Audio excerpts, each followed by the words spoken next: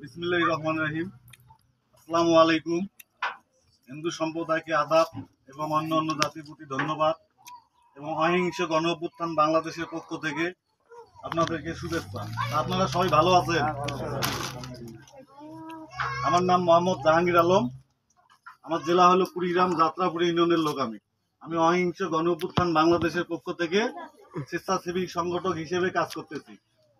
আপনারা জানেন যে বাংলাদেশের ভিতরে 18 কোটি মানুষ, বাংলাদেশের ভিতরে 18 কোটি মানুষ, তার মধ্যে 4 কোটি মানুষ হলো পুঁজিহীন, পুঁজি নাই, পুঁজি শূন্য।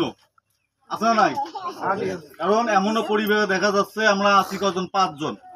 এই 5 জনের মধ্যে একজনও কর্ম করে, 4 জন বসে বসে কিন্তু আছে বেকার।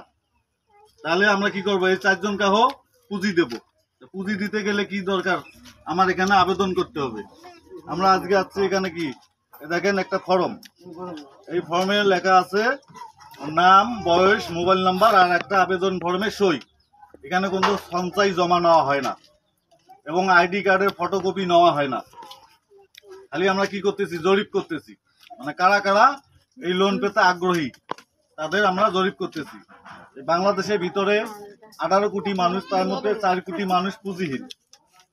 এই এখন প্রথম লোন পাবে হলো 1,80,00,000 মানুষ, 1,80,00,000 মানুষ। আমরা লোক নিচ্ছি হলো 100 জনের 10 জন।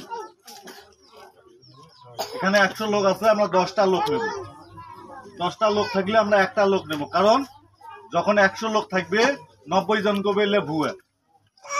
কারণ আমরা 500 টাকা, 1000 টাকা সঞ্চয় নিচ্ছি না, 2 কপি ছবি নাই, জমির কাগজপাতি নাই। বাংলাদেশের ভিতরে কোনো এখনো জনগণ এই লোনটা পায় নাই। অফিসটা কাঠগিরি বা যাত্রাপুর বা এই যে আপনার ব্যাপারী চর বলেন, এখানে কোথাও নাই। তাহলে এই জন্য 100 জন মানুষের মধ্যে 90 জনকে পেলে ভুয়া, আর 10 জন কি করবে? যে আমার নামটা দিয়ে তো আল্লাহ ভরসা। তাহলে আমরা লোক পাইলাম কয়জন? 10 জন। এইভাবে আমরা 64টা জেলায় কিন্তু কাজ চলতেছে। এটা খালি যাত্রাপুর ইউনিয়নের জন্য নয় বা কুড়িগ্রাম জেলার জন্যই নয়, 64টা জেলায় আমার মতো যারা এই স্বেচ্ছাসেবী সংগঠক হিসেবে কাজ করতেছে সবাই কিন্তু কি করতেছে? আবেদনগুলো নিচ্ছে। অহিংস গণ অভ্যুত্থান বাংলাদেশ এটা লেখা আছে, আপনারা ইউটিউবে ঢুকবেন, ঢুকি বাংলায় লিখবেন অহিংস গণ অভ্যুত্থান বাংলাদেশ। এটা হলো একটা সংগঠন। এই সংগঠনের মাধ্যমে আমরা এই যে আইন প্রণীত, দেখেন যে অবৈধ অর্থ উদ্ধার ও গণমুখী বিনিয়োগ জাতীয় সংস্থা, আমাদের এই সংস্থা যখন চালু হবে তখন এই সংস্থাটার নাম হবে, গ্রামে গঞ্জে বহুত সংস্থার কিন্তু নাম আছে, আছে না? তা আমরা কোন সংস্থায় বরাবর আবেদনগুলো করলে মিলে তো জানতে হবে, জানার দরকার আছে না? তাহলে আমরা কি করব? যে কেউ যদি বলে যে আপনি কোন সংস্থায় বরাবর আবেদন করছেন, যে অবৈধ অর্থ উদ্ধার ও গণমুখী বিনিয়োগ জাতীয় সংস্থা, আমরা এই সংস্থায় বরাবরে আবেদন করছি। এবং এক একটা মানুষের প্রতি 1 লক্ষ থেকে 1 কোটি টাকা পর্যন্ত আপনারা নিতে পারবেন। একজনে 1 লাখ থেকে 1 কোটি টাকা পর্যন্ত নিতে পারবেন। নিয়ে কি করবেন? ব্যবসা বাণিজ্য করবেন। টাকা কিন্তু হাতে দেওয়া হবে না। এমনও পরিবার আছে, আমরা যদি সকালবেলা টাকা দেই সন্ধ্যে হতে টাকা শেষ, আছে না নাই? তাহলে আমরা কি করব? পুঁজি দেব। আমাদের তো পুঁজির দরকার, আমার টাকার দরকার নাই। গরুর খামার, ছাগলের খামার, সেলাই মেশিন, ব্যবসার তো শেষ নাই।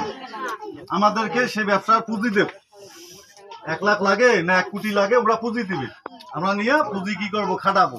তাহলে পুঁজি না হলে কিন্তু আমার রুজি হবে না, পুঁজি দিয়ে রুজি ধরতে হবে। আমরা কিন্তু আজকে এখানে কি রাজনীতি করার জন্য আসছি? পেট নীতি করার জন্য আসছি।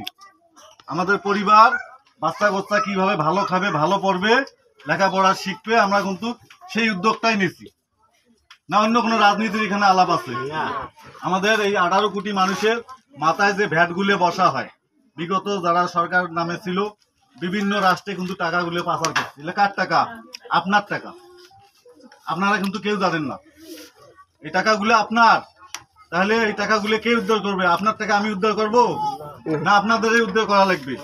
তাহলে উদ্ধার করলে কি লাগবে? আবেদন করতে হবে। আবেদন ছাড়া কিন্তু আপনারা উদ্ধার করতে পারবেন না। তাহলে 100 জন মানুষের মধ্যে 73 জন মানুষ হলো পুষ্টি, কারণ একজন কর্ম করে, 4 জনে বসে খায়। একটা মানুষের ডেইলি 276 টাকা লাগে দিন, 3 বেলা খাইতে। তাহলে মাসে লাগে কত? 8,200 টাকা একজনকার। তাহলে 5 জন আছি পরিবারে, 5 জন